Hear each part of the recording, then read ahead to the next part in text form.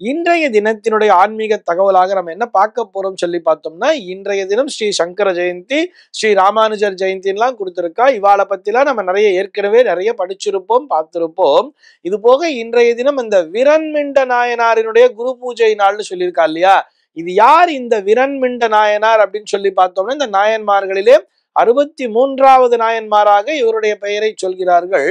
இவர் யார் அப்படின்னு சொல்லி பார்த்தோம்னா, முரட்டு பக்திக்கு, அதாவது ரொம்ப ஒரு முரட்டுத்தனமான பக்தின்னு சொல்லுவா இல்லையா, அதற்கு உதாரணமாக இந்த விரண்மிண்ட நாயனாரையே சொல்கிறார்கள்.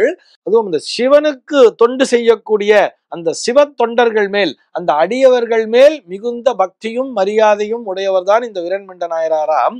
ஒரு முறை இவர் திருவாரூர் கோவில்ல உட்காந்து பேசிகிட்டே இருக்கார். நிறைய சிவனடியார்களோட உட்காந்து பேசிட்டு இருக்கார். அந்த நேரத்திலே சுந்தரமூர்த்தி நாயனார் அவசரமா கோவிலுக்குள்ள போறாராம். சுந்தரமூர்த்தி நாயனார் இறைவனோடு ஒரு நட்புறவோடு இருந்தவர் அல்லவா. அவர் ரொம்ப வேகமா போகும் பொழுது இந்த விரண்மிண்ட நாயனாரும் மற்றும் அங்க சிவனடியார்கள்லாம் உட்கார்ந்து இருக்கா. அவர்களை பார்க்காமலேயே அவர் வேகமாக சென்று விடுகிறாராம் உள்ளே. இதை பார்த்த உடனேயே இவருக்கு கோபம் வந்துடுறது விரண்மிண்ட நாயனாருக்கு.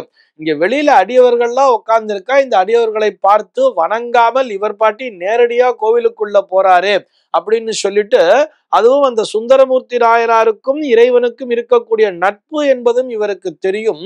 எப்பொழுது இந்த சுந்தரமூர்த்தி நாயனார் அடியவர்களை மதிக்கவில்லையோ, அதிலிருந்து நான் என்ன பண்ண போறேன்னா, இந்த சுந்தரமூர்த்தி நாயனாரையும் சரி, அந்த தியாகேசர் இருக்கிறார் இல்லையா, அந்த தியாகராஜ பெருமான், அந்த தியாகேசரையும் சரி, இவர்கள் இருவரையுமே நான் சைவ சமயத்திலிருந்து ஒதுக்கி வைக்கிறேன் அப்படின்னு சொல்லிட்டு ஒதுக்கி வச்சுட்டு வேறமா கிளம்பி போயிட்டாராம். திருவாரூரை விட்டு வெளியில போயிடுறாராம் வேகமா. இதை கேள்விப்பட்ட அந்த சுந்தரமூர்த்தி நாயனார் என்ன பண்றார் அப்படின்னு சொல்லி பார்த்தோம்னா, இதுல கதை ரெண்டு விதமா சொல்றார். சுந்தரமூர்த்தி நாயனார் தன்னுடைய தவறினை உணர்ந்து இறைவன்கிட்ட பிரார்த்தனை பண்ணும் பொழுது இறைவனானவரே ஒரு அடியை எடுத்து கொடுத்தார் அப்படின்னு சொல்லிட்டு, அந்த தில்லைவாழ் அந்தனதம் அடியவர்கள் போற்றின்னு சொல்லிட்டு ஒரு பாடலை பாடி, அதன் பின்பு இந்த விரண்மிண்ட நாயனாருடைய அந்த மனமானது சமாதானம் அடைந்தது அப்படிங்கிற மாதிரி ஒரு கதையை சொல்லுவார். இன்னும் ஒரு சில பேர் எப்படி சொல்றாரு பார்த்தோம்னா, இவர் ரொம்ப கோச்சிண்டு அந்த விரண்மிண்ட நாயனார் ரொம்ப அந்த தியாகேசர் மேலையும் அந்த சுந்தரமூர்த்தி நாயனார் மேலையும் ரொம்ப கோபப்பட்டு அந்த திருவாரூரை விட்டே வெளியில போயிடுறாராம். நான் திருவாரூருக்குள்ளேயே வரமாட்டேன், எந்த சிவனடியாரையும் இந்த திருவாரூருக்குள்ள போகவும் விடமாட்டேன்னு சொல்லிட்டு வெளியில போய் அந்த திருவாரூருடைய எல்லையை தாண்டி ஒரு கிராமத்துல போய் உட்கார்ந்துடுறாராம்.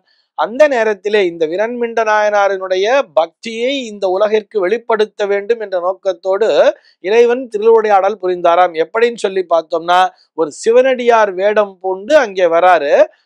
நேரம் இவர்கிட்டயே போய், எப்படிப்பா திருவாரூருக்கு போகணும், நான் தியாகராஜ சுவாமியை தரிசனம் பண்ணணும், எனக்கு வழி சொல்லேன்னு கேட்கும் பொழுது இவர் ரொம்ப கோவப்பட்டாராம். யாரும் திருவாரூருக்கே செல்லக்கூடாது, அப்படி மீறி போனீங்கன்னா உங்க காலை வெட்டுவேன் அப்படின்னு சொன்னாராம். இது என்னடா வம்பா போச்சு, நான் கோவிலுக்கு தானே வழியை கேட்டேன், நீ காலை வெட்டுறேன்னு சொல்றேன்னு சொல்லிட்டு அந்த சிவனடியார் பயந்து ஓடுவதல் போல் ஓடினாராம். இவரும் அவரை துரத்தி கொண்டே ஓடுகிறாராம். அப்படி ஓடி ஓடி ஓடி ஓடி ஒரு இடத்துல போய் அந்த சிவனடியார் நிற்கிறார். திரும்பி நின்னதை பார்த்துட்டு, ஏன் ஓடாம நிக்கிற அப்படின்னு சொல்லி பார்க்கும் பொழுது, நீ திருவாரூருக்குள்ளேயே கால் எடுத்து வைக்க மாட்டேன், உள்ள வந்தா வெட்டுவேன்னு சொன்னியே, இப்ப நீயே திருவாரூருக்குள்ளதால நிக்கிறேன்னு சொல்லிட்டு அந்த ஓடி வந்த சிவனடியார், அதாவது அந்த அடியார் வேடத்தில் இருந்த சிவபெருமான் கேட்டாராம். அதை பார்த்த உடனேயே இவருக்கு ஷாக் ஆயிடுச்சு. ஆமா, நம்ம திருவாரூருக்குள்ள வந்துட்டோமேன்னு சொல்லிட்டு தன்னுடைய காலை அவரே வெட்டி கொண்டு போனாராம். அந்த நேரத்திலே இறைவன் அவரை தடுத்தாட்கொண்டார் அப்படிங்கிற மாதிரி அந்த கதையானது முடிவடைகிறது. இதுல எப்படி சொல்றாங்க அப்படின்னு சொல்லி பார்த்தோம்னா, இறைவன் நான் வேறு சிவனடியார் வேறு அல்ல அப்படிங்கிறத புரிய வச்சார் அப்படிங்கிறதுக்காகத்தான். சிவனடியார்களை தொழுவதும் சிவனை தொழுவதும் ஒன்றுதான். அந்த கருத்தின் மேல் அதிதீவிரமான நம்பிக்கையை கொண்டவர்தான் இந்த விரண்மிண்ட நாயனார் அப்படின்னு சொல்லி அவருடைய கதையானது முடிவடைகிறது.